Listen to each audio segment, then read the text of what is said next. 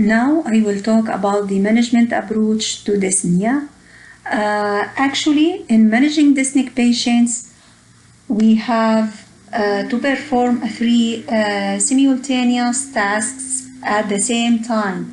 First, to identify the underlying causes and treating these if possible and if appropriate. Second, the symptoms targeted measures. And third, communication with the patients and his family to explain the situation and to reassure them. For the first task, which is related to the identifying the cause and managing it if possible, maybe the patient's dyspnea is related to pleural effusion. Here we can go to thoracentesis. Maybe he has large airway obstruction. At this time, radiotherapy or stenting by bronchoscopy can be done. Pneumonia, can we give antibiotic? Lymphangitic carcinomatosis, a steroid can help if the patient is anemic. So trial of blood transfusion, it will help to decrease shortness of breath. If the patient has congestive heart failure or COPD, we can optimize his treatment. If the patient has amyotrophic lateral sclerosis, sometimes the non-invasive ventilation can help. It must be emphasized that the management depends on the appropriateness of these treatments relative to where the patient finds him or herself in the illness trajectory and her wishes. So it would be appropriate to use an antibiotic in a patient with pneumonia who may still have many weeks and months of life remaining. On the other hand, the aggressive intravenous antibiotic treatment in a patient who is in the last days of life could prolong her suffering and be burdensome and not be consistent with goals of care that focus on comfort. So, in conclusion, the managing underlying causes can be appropriate and can be possible according to the trajectory of the disease and the wishes, values of the patients. The second task of managing dyspnea is the symptom-targeted measures. We have pharmacological and non-pharmacological measures. Regarding pharmacological measures to control dyspnea, I wish you can list some possible interventions, pharmacological interventions to control dyspnea.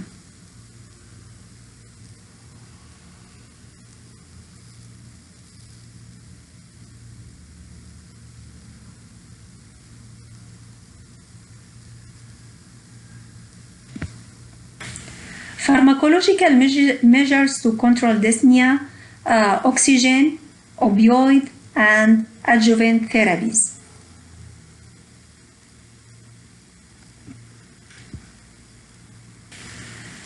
The role of oxygen in dyspnea is confirmed in studies for patients with hypoxia. But the rule in non-hypoxic patients is less clear. There is low-grade evidence to support the use of oxygen in patients who are not hypoxic. Maybe fans as useful in these patients. The role of opioid in dyspnea, actually it can decrease the sensation of being short of breath. It is safe and effective, and the randomized controlled trial confirmed that opioid can be safely used in patients with cancer and non-cancer causes of dyspnea. In patients with advanced heart or lung disease who are often the frail elderly, the starting with low dose of opioid and titrating slowly can give very effective relief to their dyspnea. A systematic review showed that oral and parenteral opioids helped dyspnea, but nebulized did not show this benefit. The principle of using opioid to control dyspnea are similar to those used in cancer pain management. So we have regular regimen is required along with breakthrough as needed, but we will start with small doses. For example, morphine 2.5 milligram orally every 4 hours, and we will titrate gradually up to effect. We can use the oral, parenteral, subcut, or IV routes. In patients with advanced heart or lung disease who are frail, starting doses should be low and the titration should be very gradual. Regarding nebulized opioid, did not show any significant benefit. Actually, the initial interest in administering opioid via nebulization stemmed from the discovery of opioid receptors in lung tissues. However, randomized controlled trials have recently demonstrated that this method of administration is not superior to systemic administration, orally or parenteral, and is largely equal to using a placebo.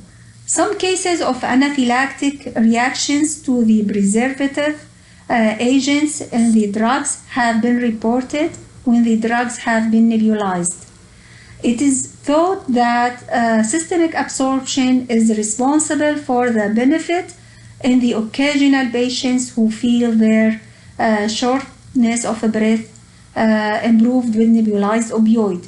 Nebulized opioids are now seldom used.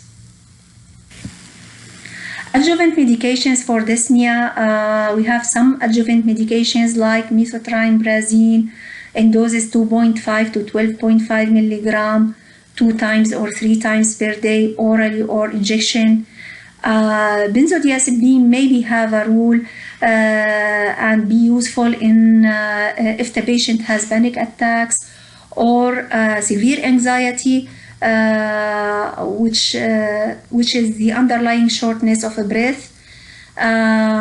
Clonazepam can be helpful in these situations in dose 0.5 to 1 milligram every 6 or 8 hours. Steroids can be adjuvanted treatment for shortness of breath, especially in lymphangitic carcinomatosis or severe exacerbation of COPD. Bronchodilators can help only if the patient has bronchoconstriction, like bronchial asthmatic patient. Diuretic also can have a role in if there is pulmonary edema, like congestive heart failure patients. The other important arm in management of dyspnea is non-pharmacological. So always in our palliative patients, we have pharmacological measures and non-pharmacological measures. In dyspnea, fan has a role. If we have a fan beside the patients to direct the air against the cheeks of the patients, it will give some relief of the shortness of a breath. Position, patients better not to be lying on the bed, maybe leaning forward and the head up. It will help. Avoid exacerbating activities to conserve the energy. Patients will keep his energy for important daily activities. To limit people in the room and reduce room temperature and maintain humidity. open the window and allow to see outside, avoid irritants like smoking, and relaxation therapy. Something also very important, the normalizing the emotional response to dyspnea for both patients and their caregivers.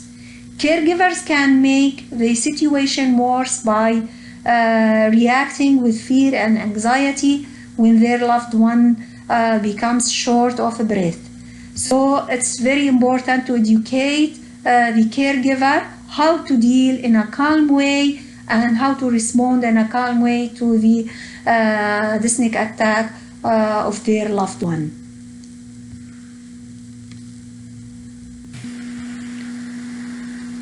If the patient has severe dyspnea and he's in last hours of life, we have to consider the opioid.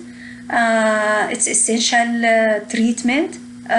In opioid-naive patients, we can give 2.5 to 5 milligram morphine injection here in the last hours of life, normal for oral route. We will depend only on parenteral routes. The opioid-tolerant patients, we will increase the dose of opioid 25 to 100%. And to be given IV or subcut. We can add methotrimazine and titrate dose if the above ineffective opioid was not effective, and if the dyspnea is intractable despite our measures, we have to consider the palliative sedation. Now we will move to cough. Intractable cough, it's one of the respiratory problems among palliative patients, most often in lung cancer. Actually, it's exhausting and debilitating, and it can exacerbate pain in patients with ribs and chest wall metastasis. Opioids are the mainstay of the treatment. Codeine is not more effective than other opioids. Sodium chromoglycate nebulization inhaler can be given 4 times per day. Actually, there is randomized controlled trial in patients with advanced cancer demonstrated significant superiority of inhaled sodium chromoglycate over placebo. In intractable causes, nebulized lidocaine can be tried. However, the test is not good for most of the patients. Moreover, are not to eat or drink anything for approximately an hour to 2 after the treatment, as this treatment obtains the gag reflex, increasing the risk of aspiration. Steroids, it will be helpful for COPD patients. Hemoptysis is one of the respiratory distressing symptoms for the patients and his family. We can consider radiotherapy to control the bleeding, and we have to be prepared for massive hemorrhage, which can occur at any time. We have to notify the caregivers, the nurses, to prepare dark towel and midazolam standby. Actually, midazolam can be stored in a pre-filled syringe in the dark for up to 1 month. Consider this in patients who are in the community and are at risk for a massive hemorrhage.